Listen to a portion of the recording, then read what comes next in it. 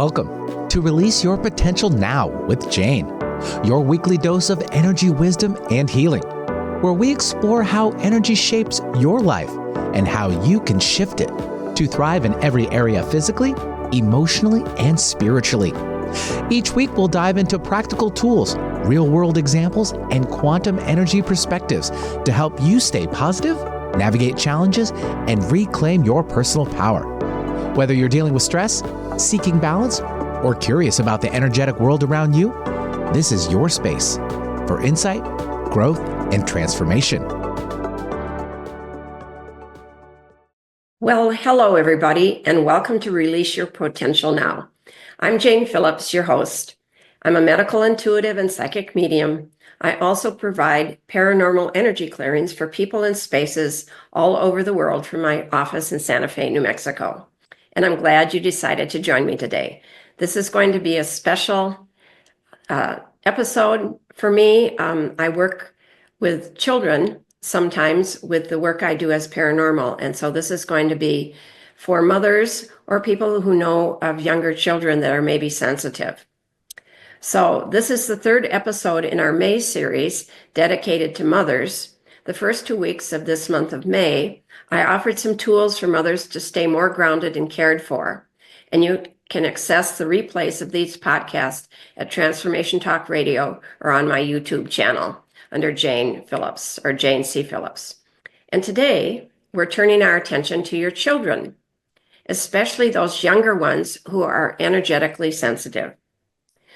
So, if your child is afraid of their room, struggles with sleep, is always coming into your bed to sleep at night, or suddenly gets overwhelmed and you see no clear reason, there's something up.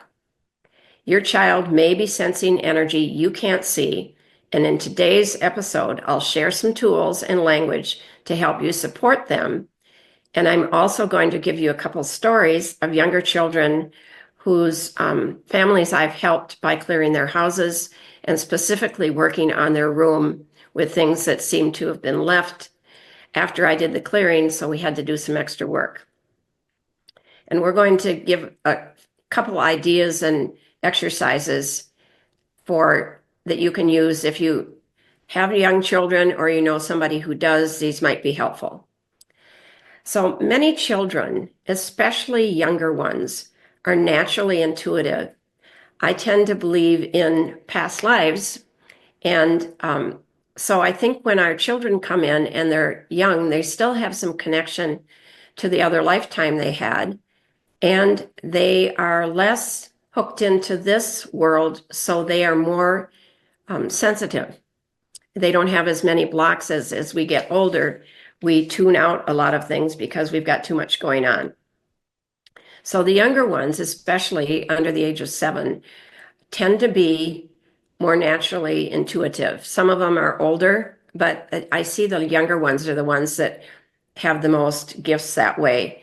And some children will carry that on, as I did when I was younger, to what I'm doing now. But some of the more sensitive energies are where you can notice that is they're having trouble sleeping. They don't want to sleep alone. They have fears of specific rooms in your home. There are rooms they just don't want to go into. Some clients, it's the bathroom. They won't go into the bathroom by themselves. And the other things that happen, I have a couple of children that all of a sudden have big emotional outbursts or shutdowns. So if that's your child, they may be picking up energies that they can't figure out what it is, but it's making them feel really uncomfortable. It's affecting their energy. They can become overwhelmed after school or around other people, visitors, and they can be talking about or seeing something or feeling watched. Now, a lot of our younger children, we've heard this, have imaginary friends. And I believe that some of these imaginary friends, while imaginary to you and I, are very real to them, and they're seeing into other realms, other dimensions. It could even be ghost energy that's supportive of them. It could be a child. So they may be talking about those things. or they may not just be having reactions and not have any words to explain what's going on. They're just feeling uncomfortable or feeling watched. So it's being picked up by them. And the truth is, there could be something they're noticing. It's really easy, and there's not a lot of discussion around this topic of what our children are seeing and feeling. And unless you're in a pretty tuned in, intuitive family, you may not know how to deal with your child who is really sensitive. So emotional residue or ungrounded energy, and even the presence of spirits can all contribute to this for them. And so the idea is, I want to teach you some tools, and I also want you to be more kind to your child when they're experiencing things. And I'm hoping to give you some tools that will help you calm them down and let you know some of the things that I do that maybe can help. So, children under the age of 7 have very open and porous energy fields. They're like sponges, and they're not just soaking up emotions, but they're soaking up the energetic atmosphere around them. So your child is going to pick up your emotions more easily when they're younger. We do when we're older too, but they're more apt to pick up when you're angry, when you're sad, depressed, and take some of those emotions on to themselves. And they might feel the lingering energy of a fight that happened in the house, or feel the tension that adults are trying to hide. And in some cases, they may even sense spiritual presences, and often unintentionally left behind in home. The worst thing you can do is to dismiss their feelings, because they're just trying to figure the world out, and they need somebody supportive at this point. So instead, we can validate what they're experiencing and empower them with some simple tools. So it doesn't mean that you have to know exactly what they're experiencing, but you can give them some tools to see if it'll help. And sometimes I'm going to give you a couple of examples of children that I've helped by clearing. Sometimes there's something bigger, but these are ideas that I've got that hopefully will help your child feel a little bit safer.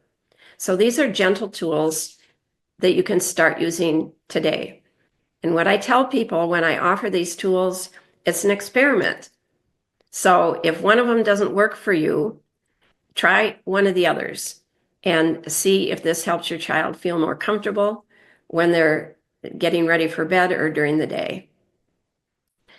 So children have a very good imagination. So you can teach your child to imagine a beautiful bubble of light around them. And you can tell them and help them imagine that this is their safety bubble. You can say, "This is your safety bubble, honey. Only love and happy energy can come in." If that seems soothing for them, then have them choose a color for their bubble so they have a little bit more control. And then have them envision that this bubble is keeping them safe.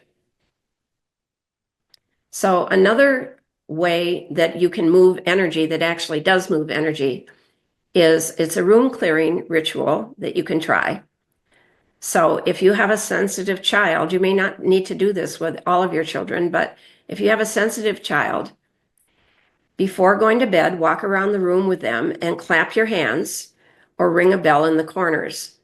And here's what I've discovered in my practice doing the paranormal work in early days is sound will break up darker energies. It doesn't necessarily get rid of spirit energy, but if there's some dark energy pooled in the corner, sound will break it up. So if you clap your hands in the corner, you're making sound and you're letting your child help with that. So they've got some control. So if they're nervous, they can go and clap their hands. And you can have them say only love and peace are allowed in this room. Or maybe you pick something that is more childlike, that you say. But then you can visualize light filling the room after you've cleared this, and you can help your child see that. Again, this is just an experiment to see if it works. I will tell you, I used to use singing bowls in the corner of properties that was just learning to clear in the early days when I was just getting started. And it would really break up the energy quite nicely. And so any sort of a sound that is peaceful and clapping is something your child can do. They don't need an instrument to do it. So do that. Have an affirmation as an example of only love and peace are allowed in this room. And then you can have them visualize that the room turns all light in filling their room. A third idea is a nighttime reassurance phrase. Now, I have some friends that are Hispanic, and in the United States, we tend to not pay attention much to unseen energies unless you're in a certain group. But when I work with other countries or people in other countries, I have friends in Mexico, and a friend of mine who is Mexican is a US citizen now, but he would tell me that his grandmother, his abuela, a grandmother, who would tell him that if he saw something in his room that he was to point, that was energetic, he was to point his finger at it and say, "Get out." And she would empower her grandkids to remove energies and not allow them and tell them that they had control. They didn't need to be afraid. So I think it's important that whatever you do empower your children. The energies they're seeing, in my experience over 20 years, is not out to harm them. The energy that's in their space is just likes to be there, most of it. It's ghost type energy. So give them the power to do what they need to do. So you're giving your children the power to take care of themselves if their room is in trouble. So have them be able to say, "This is my room. Only love and light are welcomed here," which is a little bit a higher language, but this is my room. I am safe and I'm protected. And you can teach them that Archangel Michael, who is a big protector, can come and watch and stand guide in their space. So those are ideas for you to try. Try one of the three, maybe try all three. A bubble around them, a way to clear the room with sound, or some sort of nighttime reassurance phrase that they can say when they're going to bed. And you can take the idea that I got from my Latin American friends that you can tell them to take control and just say, "Get out. You don't need to be in my room." So what not to say to your child. So when your child expresses fear or discomfort, speak to them with compassion and belief. Don't discount it. They're experiencing something. They may not know what it is. Avoid saying there's nothing there or you're being silly. I've had people say that they put a flashlight into the closet to show nothing's there, and my client's child is staring at these two eyes that are peeking out from the closet that aren't visible. So instead of saying you're being silly or there's nothing there, let them know you believe them. Let's make your room feel better. Your feelings are important. So let's fix the energy together. And you're in charge of your space. Give them some affirmations. And by including your child in the clearing and calming the energy, you're teaching them empowerment, not helplessness, because right now your child is feeling helpless.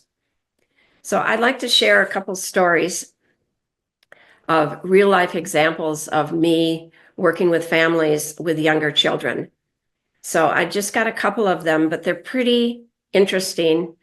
And I don't exactly know how I can do this work. I've been doing energy clearings now for almost 20 years. And I've grown and I can handle a lot of things, but I've changed the names of the children because these are private clients. But I had a little girl. She was 2.5 years old. Her name was Susie. And her mother had hired me to clear her property.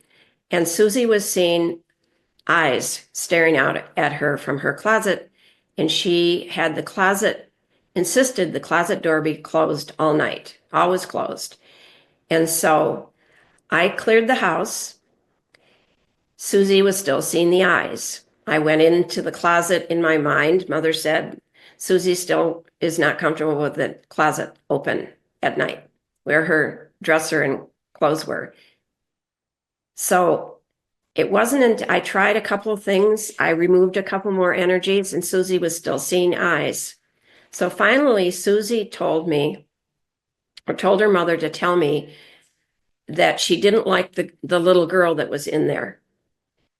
And so now I had a connection. I had a little girl that was in her closet. So what I did was I connected with a little girl. It turns out that Susie was a reincarnation of the little girl in the closet, and that they had been in a car accident together where the little girl ghost in the closet had died. And Susie was the reincarnation of her sister who was driving the car when they passed. And to kind of shorten this up a little bit, what I had to do was I had to reframe this accident as though it never happened. We helped the ghost energy to go home and feel free of the angst of dying suddenly in a car accident. And Susie no longer saw anybody in her room. And the other story, which I'll have to shorten up because of time, was another little boy. His name was Adam. He was 6 years old. And I cleared the house. And he said, and he hadn't slept in his bedroom for 2.5 years. And so after I cleared the house, he told his mother that his bedroom was almost all clear, but there was something in the vent.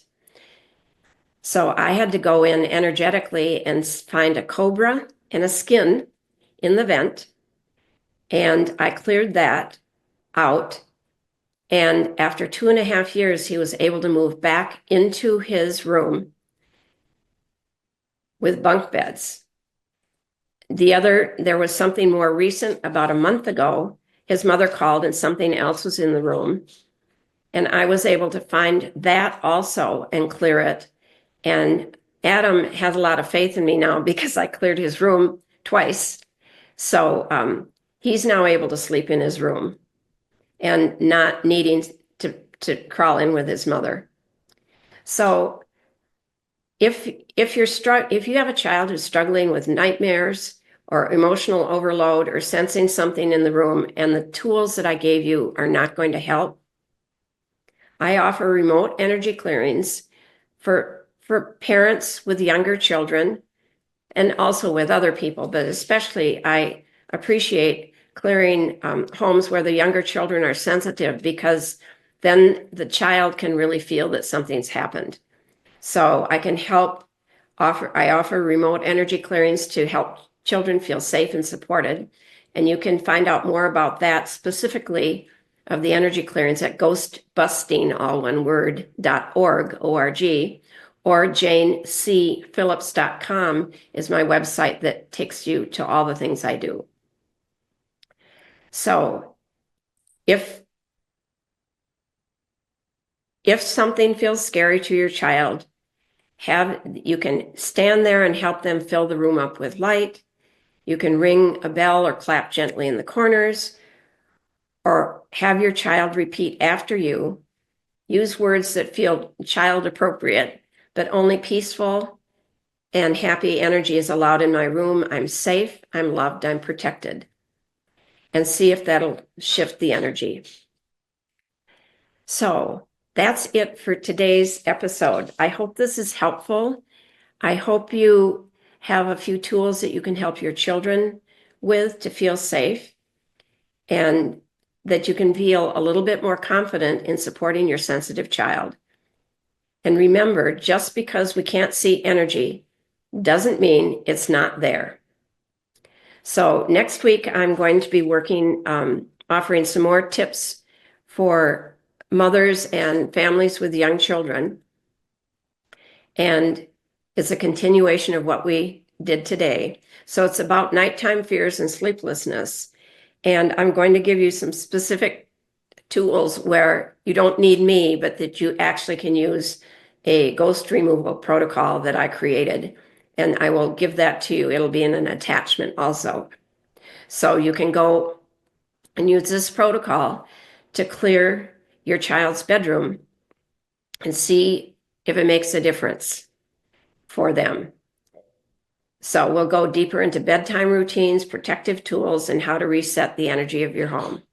So until then, take a breath, trust your intuition, and know that you have the power to help your child feel safe and protected. And I'll see you next time on Release Your Potential Now.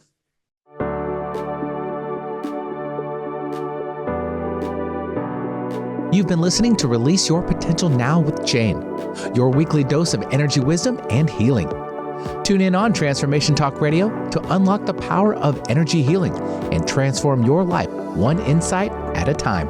Share this episode with a friend who's feeling stuck and might benefit from a little extra support on their journey.